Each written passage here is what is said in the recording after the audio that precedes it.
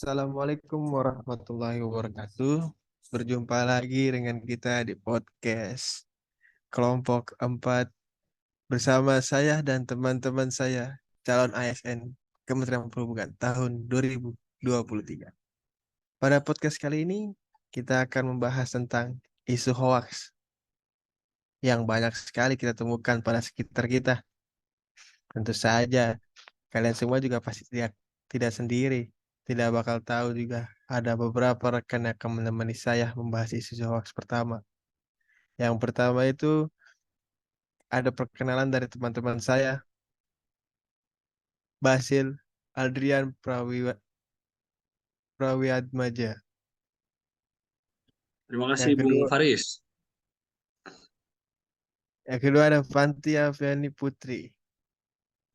Halo, Ada juga dari teman kita, wah ini sih Dora The Explorer, Muhammad Pradiansyah. Terima kasih Bapak Faris. Dan yang terakhir, wah ini yang paling kita segani, diam-diam menghanyutkan. Rizky Aditya. Maka dari itu, sebelum kita membahas isu-isu hoax terlalu dalam nih, kita mulai dengan apa sih itu hoax? Sebenarnya hoax itu kan dikenal sebagai informasi ya, yang tidak benar tapi disebarluaskan ke masyarakat. Itu bahaya tuh sebenarnya tuh. Nah, yang saya mau tanya ini ke teman-teman sekalian, menurut rekan-rekan yang di sini hoax itu apa sih? Menurut saya nih Bung Faris ya, hoax itu simpelnya tuh berita bohong. Seperti itu Bung Faris. Kurang lebih seperti itu karena faktanya tuh hampir ditemukan tidak ada. Jadi saya bisa katakan itu bohong. Jadi menurut saya itu berita bohong. Informasinya juga tidak bisa dipertanggungjawabkan. Apa itu dari entah internet atau dari orang-orang sekitar atau gimana? Betul, apalagi di zaman sekarang ini kan Bapak Faris. Wah, WA aja bisa sebar kemana-mana kan. Informasi dari orang ke orang. Bisa sampai ke orang lainnya dan bisa dipercaya.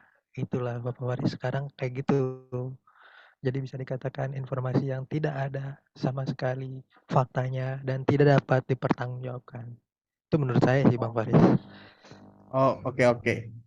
Berarti di sini kita bisa simpulkan nih, kalau hoax itu berarti atau informasi yang tidak dapat dipertanggungjawabkan yang tersebar di masyarakat. Artinya informasinya itu semuanya bohong. Lanjut ke pertanyaan selanjutnya. Pandangan rekan-rekan terkait fenomena hoax di masyarakat Indonesia saat ini. Apakah rekan-rekan pernah mengalami atau gimana yang rekan-rekan sekalian tahu? Saya juga pengen tahu nih apa aja sih sebenarnya tuh. Jadi sebenarnya hoax ini itu sudah sering beredar, apalagi sudah mau mendekati tahun-tahun politik seperti ini. Wih, Jadi hoax itu seperti bola panas yang dilempar ke floor, belum tentu ada kebenarannya, belum tentu bisa dibuktikan, tapi hanya untuk tujuan untuk membuat kegaduhan. Seperti itu, Bang Fahri. Tapi yang lebih memprihatinkan sebenarnya bukan di balik maraknya isu hoax ini adalah kurangnya edukasi sebenarnya. Kurangnya edukasi terhadap literasi yang membuat masyarakat mudah untuk terjebak dan termakan oleh hoax. yang saya juga tahu tuh sebenarnya emang banyak marak juga yang dijadikan politik sih. Karena kan dengan menyebar isu hoax, dapat di situ salah satu ada yang di pihak menguntungkan seperti itu kan. Tapi saya juga setuju dengan Bapak Basil ya. Ini terkait literasi sih. Memang apa ya bisa dibilang masyarakat Indonesia ini belum belum siap untuk menerima segitu banyak informasi dari media. Jadi kemampuan kita untuk menangkap informasi itu masih rendah, sehingga masih sering terjadi banyaknya timbul salah persepsi dan percaya dengan berita hoax itu. Padahal itu hanya bola liar seperti Bapak Wasil katakan. Saya juga mau nanya masalah sama apa sih yang saudara Fanti ini yang pernah saudara Fanti rasakan tuh? Apakah saudara Fanti pernah terdapat isu hoax atau mendapatkan isu hoaxnya di lingkungan-lingkungan keluarga, teman, kerabat, atau pada saat lagi nongkrong? Itu biasanya banyak-banyak banget tuh. Kalau cewek-cewek lagi nongkrong tuh, biasanya kan gosipnya panjang itu mah. Ada kali isu-isu Hoax itu ya, hoaxnya itu itu. masuk hoax harusnya. Iya, masuk Harusnya itu. hoax itu. Hoax celebrity nggak sih?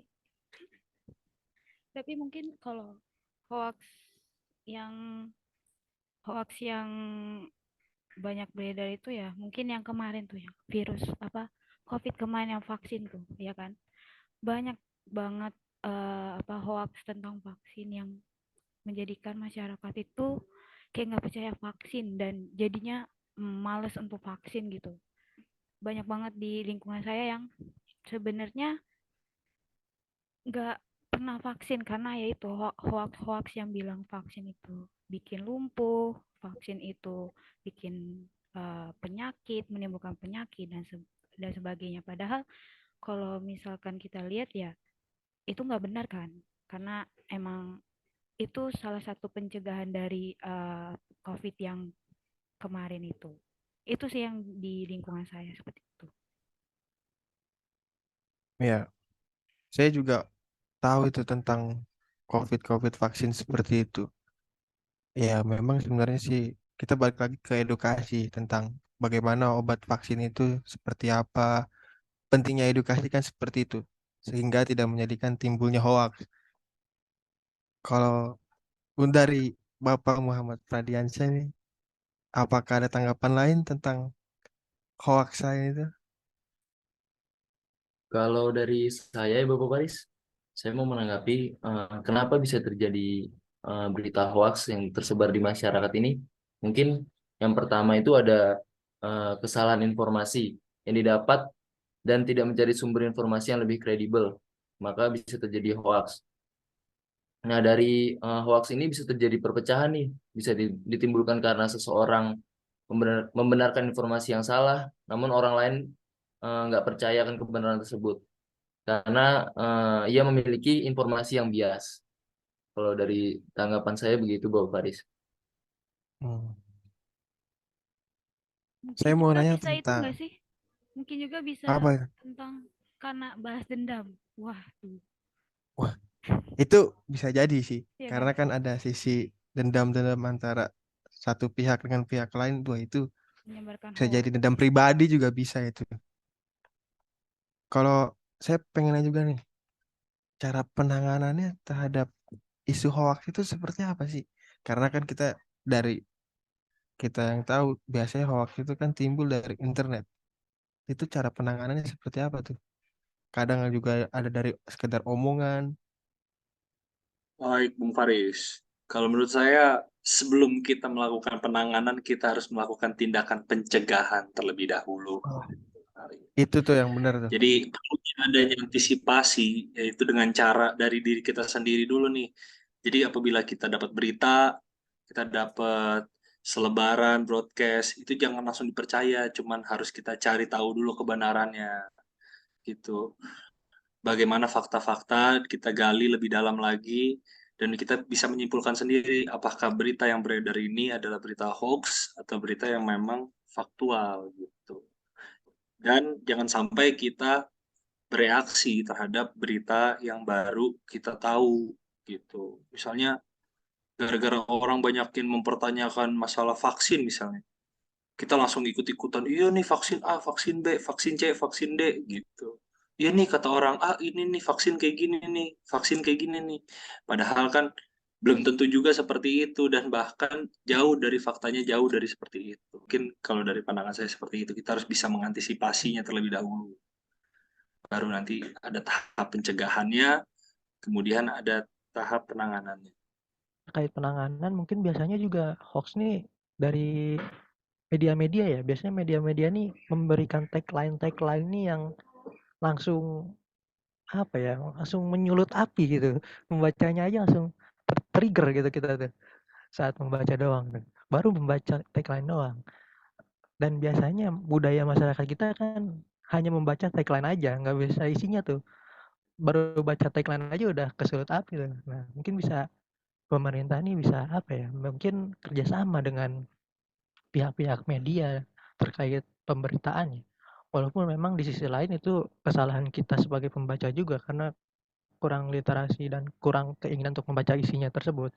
Namun bisa diikuti juga langkahnya dengan pemerintah khususnya Kominfo mungkin di bidang ini bisa mengajak media-media untuk memberikan tagline-tagline yang tidak terlalu menggiring opini walaupun mungkin memberikan keuntungan bagi media tersebut, namun bisa dibuat untuk sedikit dihindari dengan mengurangi tagline-tagline yang menggiring opini tersebut. Saya ingin bertanya, kalau misalkan untuk penanganan tuh, yang jadi penanganan dalam hal ini tuh, dalam hal hoax ini tuh seperti apa Pak Freddy? Kalau kita bisa tahu itu. Mungkin untuk langkah penanganan ini terdapat beberapa sisi ya. Di sini saya menyampaikan penanganan hoax dari sisi pemerintah. Yang pertama ini adalah bisa menutup akses tautan konten atau akun yang terindikasi menyebarkan hoax. Jadi kita blokir tuh akun-akun yang memang indikasi menyebarkan hoax. Terus lalu yang kedua, bisa jadi kita bekerja sama dengan menyediakan platform digital untuk menutup akun-akun tersebut. Jadi kita buatkan media digital untuk menutup akun-akun tersebut.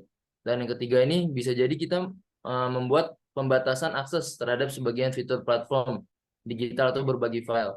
Nah, selain itu, cara kita untuk menanganinya juga sebagai masyarakat nih kepada pemerintah mungkin bisa yang pertama melakukan report dengan mengcapture, kemudian mengirim hoax tersebut melalui aduan kontel @mail.kominfo.co.id agar hoax tersebut di-take down oleh Kominfo.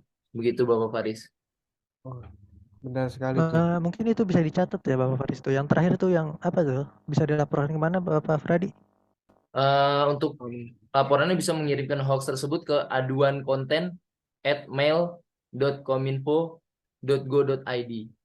Wah, Begitu Bapak Adit. itu jadi lebih terjamin itu ya untuk masalah pengaduan seperti itu. Saya tuh lebih ke pengen tahu lebih lanjut sih. Apakah dari rekan-rekan sekalian nih, bagaimana sih rekomendasi solusinya nih, agar hoax itu tuh tidak menyebar luas ke orang-orang sekitar-sekitar kita. Mungkin kalau Apakah rekomendasi solusinya ya, menurut saya mungkin harus mengatasi untuk menangani apa akar masalahnya ya. Kayak tadi kan banyak teman-teman yang bilang kalau misalkan masyarakat tuh kurang edukasi tentang hoax dan kurangnya literasi, mungkin itu bisa dijadikan bahan pertimbangan untuk pemerintah juga mungkin untuk mengedukasi masyarakat dan mengajak masyarakat supaya lebih bisa untuk rajin membaca literasi supaya tidak kemakan hoax yang kemakan hoax tersebut kan. Dan mungkin juga bisa melalui kampanye melalui media sosial yang dimana emang sekarang kan zamannya digital, terus juga eh, hoax itu kan juga kebanyakan datang dari media sosial. Mungkin itu bisa diimbangi dengan kampanye-kampanye di media sosial supaya tidak lagi menyebar luas tentang hoax-hoax yang ada di sekitaran masyarakat. Itu sih menurut saya. baik kalau seperti itu saya terima jawabannya. Kalau dari saya nih, akhir kata nih saya simpulkan berarti semuanya dari rekan-rekan, jawaban-jawaban rekan-rekan semuanya, rekomendasi solusinya yang lebih baik, membuat edukasi masyarakat terkait bahaya hoax. Wah, dan kedua itu penyuluhan budaya literasi berit agar dapat memfilterisasi berita bohong. Dan yang ketiga, mengkampanyekan melalui media sosial terkait hoax. Baik, di sini saya juga dapat menyimpulkan bahwa semua hoax itu sebenarnya ada yang benar, ada yang bohong. Jadi hoax itu emang berita bohong. Jadi kalau misalkan kita ingin tahu kebenarannya, jangan diambil kesimpulan terlebih dahulu. Kita bisa juga lihat apakah ini benar atau enggak dengan mengeceknya terlebih dahulu. Kalau misalkan kita tahu ini berita bohong, kita bisa ngaduin ke Kominfo untuk men-take down video tersebut. Terima kasih untuk rekan-rekan semuanya yang sudah berpartisipasi di podcast kita kali ini. Salam kata dari saya. Wabillahi taufiq wal hidayah. Wassalamualaikum warahmatullahi wabarakatuh. Salam sehat semuanya. CPNS maju jaya.